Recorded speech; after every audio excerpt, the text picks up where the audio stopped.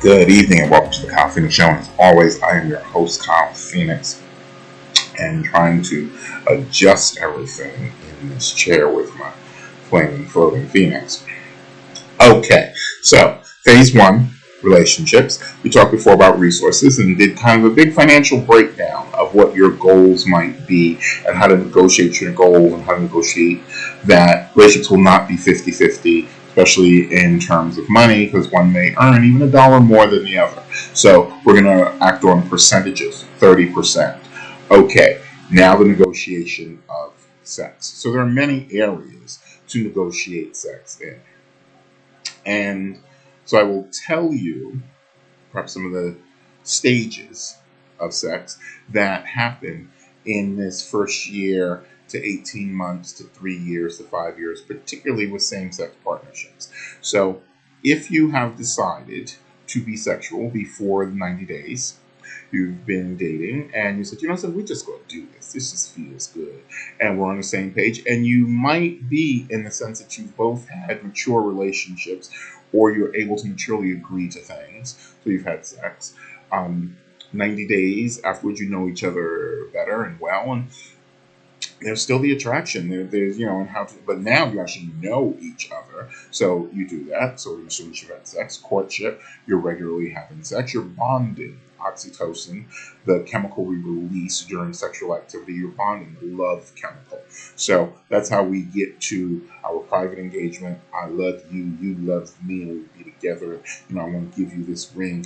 Public engagement, I love this one, and that's why, we together, that one's mine, and I'm theirs, and all of that. And so that's happening. Then you've gotten into negotiating, first living together, and joining resources, particularly financial resources, and finding a place.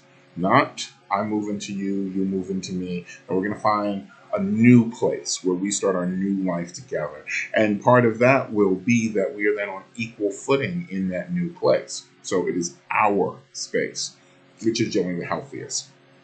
So that may not always be possible, but we should find a way to negotiate towards that or work out some of the other scenarios of I move into you, you move into me, and why that is and for how long that's going to be, so that we're on equal footing about who's home.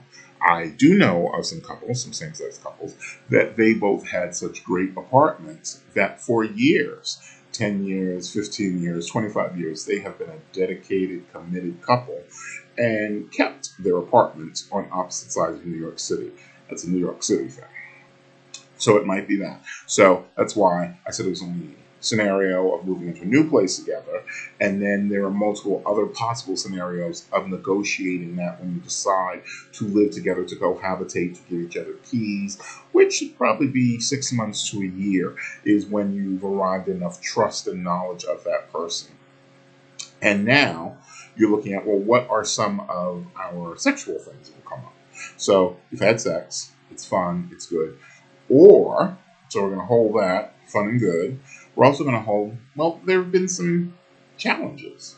There have been some mistakes, some errors, some, I thought you liked and you wanted to do. Because remember, when we're first dating, those 90 days, those 90 to 180 days, when we start having sex, there's the flush of, and we may have been, or possibly should have been, celibate for that time before we're sexual with this person we're courting, dating and courting and getting to sex with them. And we may have even been celibate a little bit while before that. So when we get to them, all of our energy, all of our body, all of our sensuousness, all of our desires is charged at that person.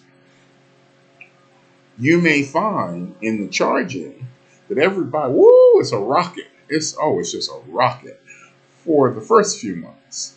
And McDonald's bathroom, Starbucks, what time is it? Can you leave work early? I can leave work early. You want to try the car? Have you been to the park? So it may be a wild sex fest, because part of what you're trying that oxytocin, as well as you're trying to bond. You're trying to bond so that it starts becoming a regular thing now. 6 months, 9 months in. And what I generally teach in workshops is that you have to start looking at averages now.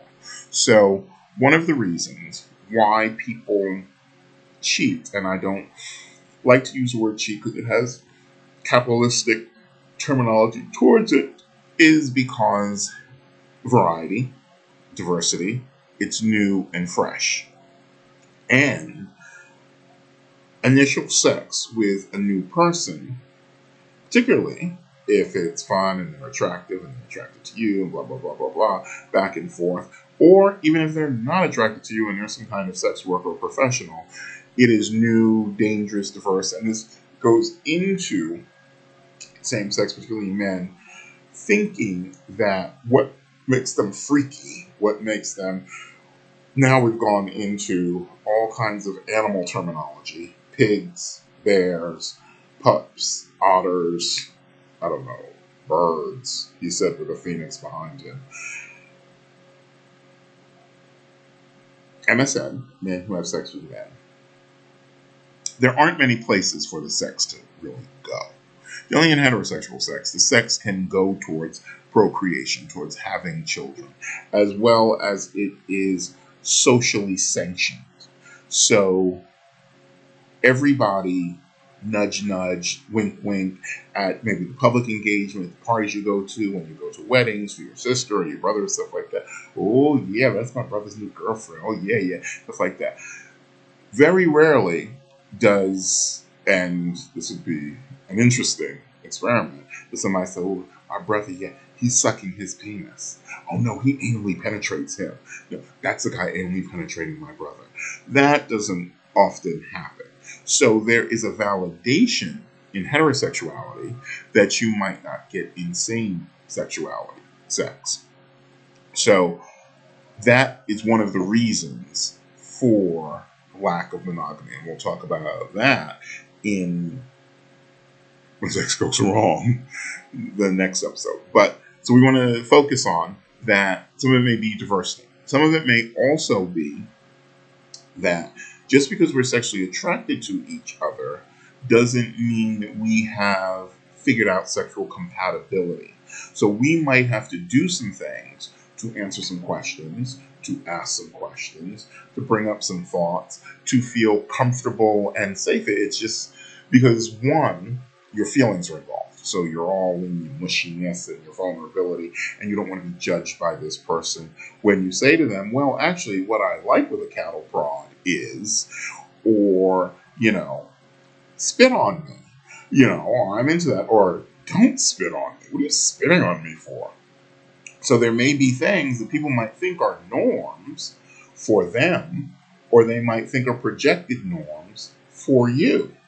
Well, there's one thing to be digitally penetrated by one finger, by two fingers, by three, by a fist. A fist is a whole different, anything maybe beyond one finger, two fingers might be too much for somebody.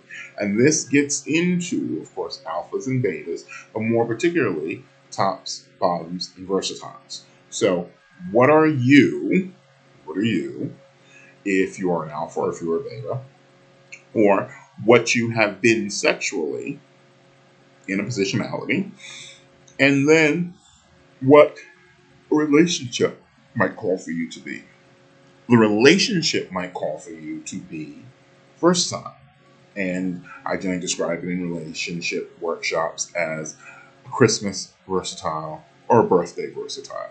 That there might be special occasions where you might say to your partner, look, I want to try this. I want to have this feeling with you. Or your partner says, I want to get this feeling safely with you. And that's okay. It is only the male ego that has very rigid sexual roles that has been transferred from very rigid heterosexual sexual roles. Basically, when you're the same sex, you have the capacity to be AC and DC. So you have to negotiate that. Well, how does this feel? So a bottom might say, or a bottom versatile might say, well, something, I enjoy, the sensation of penetrating.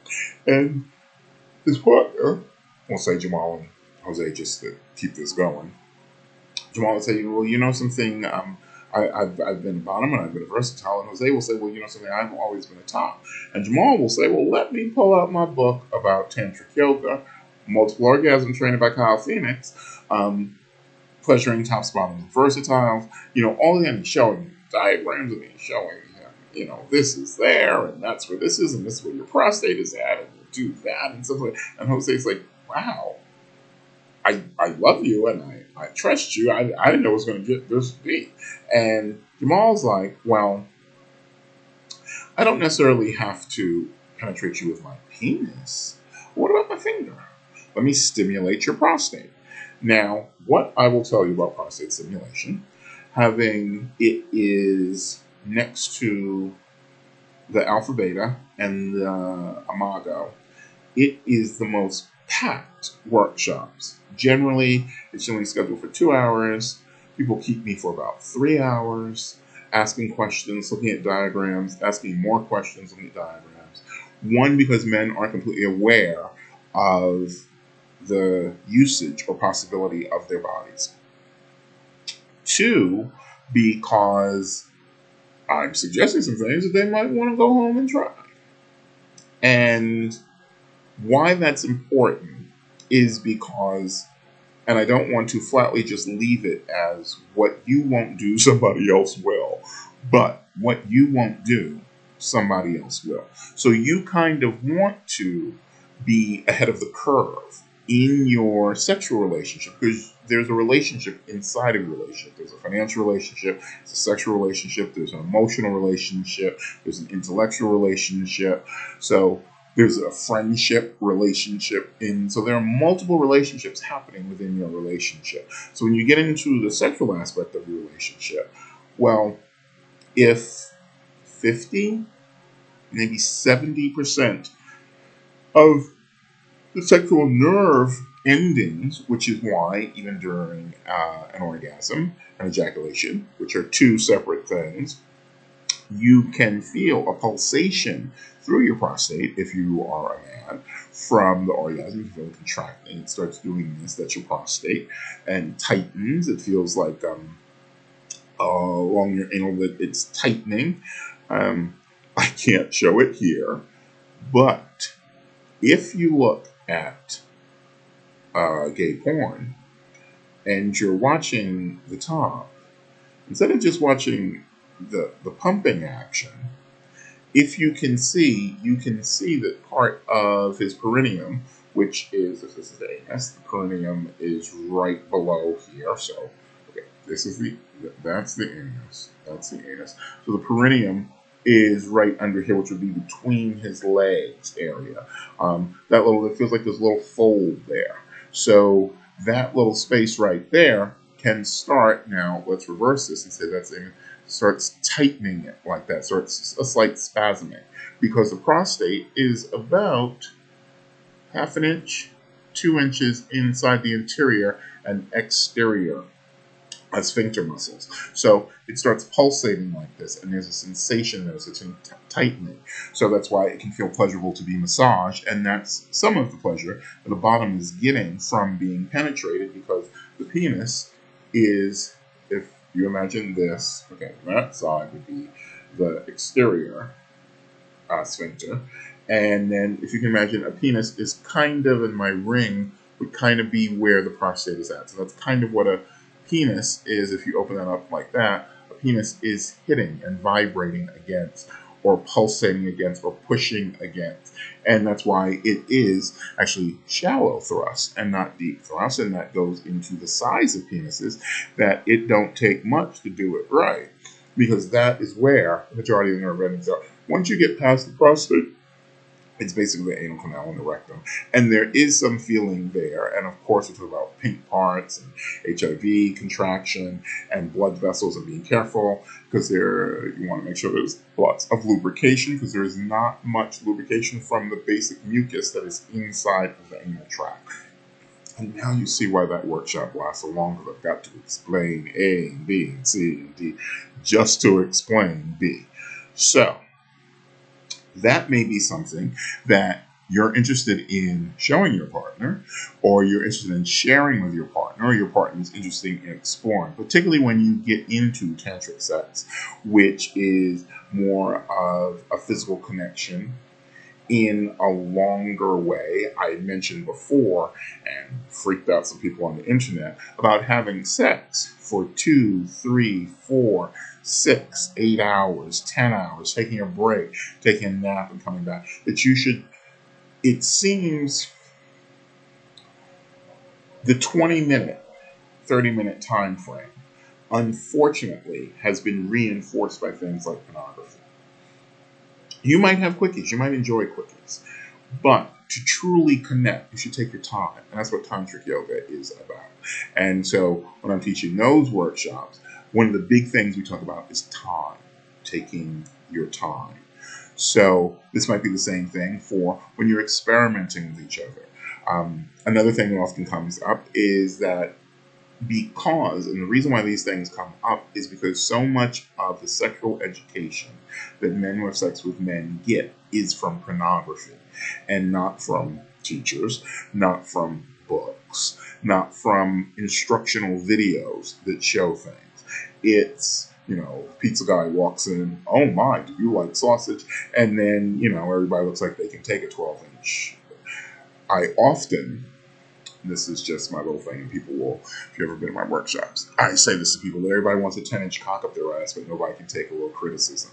Because there's this imagination thing, coupled with the male ego, coupled with man shit. Just because he's gay doesn't mean he doesn't have a male ego. It hasn't been reinforced by a patriarchal society. It doesn't mean there's not man shit going through his head about what he can do, what your anus can do, what your rectum can do, what you should be able to do, what he should be able to do. All of that stuff is untrue. What you can, would, and should be able to do is what you are comfortable doing. And it might take time. And it will take time. No one tells you this in pornography. It will take time to become comfortable sexually. It might take you a few months. Okay, we're going to try this. I like that lesson. Remember the last time you did that? Because what I often teach is that boyfriend relationship sex will probably always average a B+. New sex, whether it's with somebody who likes you or doesn't like you, or somebody you just meet on path train, or something you just do, might always feel like an A or an A+ because of the excitement, the adrenaline. Oh my gosh, and we're doing it behind a tree, or you're my coworker, or you're my cousin, just some weird stuff. Because that's what men believe, that the adrenaline is sexual desire, power, all those kind of things. So sometimes men are looking for the adrenaline high in sex, and that person will do it behind a tree, and you won't. So you're a little B+. That person's an A+ because they'll do it behind a tree. So that's sometimes why monogamy gets shifty, particularly with men who are with men. Next big reason. So we have that your sex might average at a B+ for you. There might be highs and lows of an A-, A+, A, B-, C. What were you doing? That was a D. Did you just sneeze? So all those things might happen, but you might kind of average at a B+. It's comfortable, it's fun, everybody had a reasonably good time, and nobody got hurt. And you're like, wait a second, we used to have A+ sex. The neighbors used to complain. But that's in the beginning. Or you may have started out at B+ sex, and you might have to do some negotiations, some work, well, what do you like? What do you really like? What do you feel comfortable with? Somebody might say, I had a bad experience with that thing a couple of years ago, so I've been, I want to do it with you, but, and so they, okay, we're going to take our time. We don't have to. And that's why it's important for men to learn that ejaculation and orgasm are two different things. You don't have to have an ejaculation to have an orgasm. And you don't have to have an orgasm to have sex. So, when you can separate those, and you can look at this like, something? This is February. This is March. This is April. We're going to do this for a while. So, if we don't hit it in February, we got March to look forward to. I'm here for the summer loving. So we got some month. We're going to work this out. We're going to work this. Okay, you don't like that part. You might start taking notes. Okay, that one. Okay, so now, and you might, by the summertime, have your partner and your partner have an understanding of you, that you know the top 10 things to do. And sometimes we have to be that rote with each other because we may have had bad experiences, we may have had sexual abuse in our history, we may have had bad relationships, may have emotional and patriarchal and manhood stuff tied up to stuff. I want to be penetrated. What does that mean about my manhood? What does that say about me? Will you respect me if I moan, if I groan, if I hiss, if I really, really enjoy you penetrating me? Or if I say, hey, could you pop a finger? My prostate's away. What will you? So we also, particularly in Western society, particularly around non-homosexuality, have a lot of shame. Shame is I am bad. Guilt is I did something wrong or I did something bad. So that's where we get a lot of shame about our sexuality. Oh, I don't know if that feels good, but I don't know if I feel good about the fact that it feels good. So there might be some work to do there. Part of what a relationship is it is the playground for human work between the two. Once you get into a relationship, you on the playground, and you might as well pull out all your toys and all your baggage. I need to work on this. Could you help me with this? Do you know how to do this? And that might come into counseling. That might even come into something like Body Electric, where you go together as a couple, where you take couples massage classes together, where you learn, well, how do you like to be touched? How do you not like to be touched? And maybe why. And somebody says, well, that just feels a little weird, or I'm not into feet. I dated somebody with a foot fetish. At first you think, oh, it's just their fetish, it's just their foot fetish thing. Until the only part of me that he paid attention to was my feet. We'd have a nice date and everything like that. And then he want to go talk to my feet. It made me self-conscious about my feet. It made me conscious about cleaning my feet. It made my feet sweating in the shoes. It made me conscious about the kinds of soap I use and clipping my nails and stuff. And it was just his fetish was such a thing. And that can also happen with men. That the projected fetish is too much. Well, I want you to be a vampire whore every single time. And you're like, whoa, can I just be Kyle and be naked? That's a lot for me some days. So you want to make a space for negotiating with stuff. So I recommend that you've probably seen, you can find them on Amazon, the little sex dice where you roll some dice and it says kiss the other person's this, or touch this, or grab this, or massage this, something like that. There are also games. There are sex games where there's a little board or a twister if you're on a budget. There's also little cards where you ask each other questions. What do you like about this? What do you like about this? What's a turn on for you around this? All those different kinds of things. So that's one way. Sometimes you get over the hesitancy, the tension, the shame, even the guilt around sex and sexuality. So then, okay, so now we have seen, all right, so I see that it's not going to be A+ every time, but we're going to try to cruise. And if we really we might actually be A- all the time.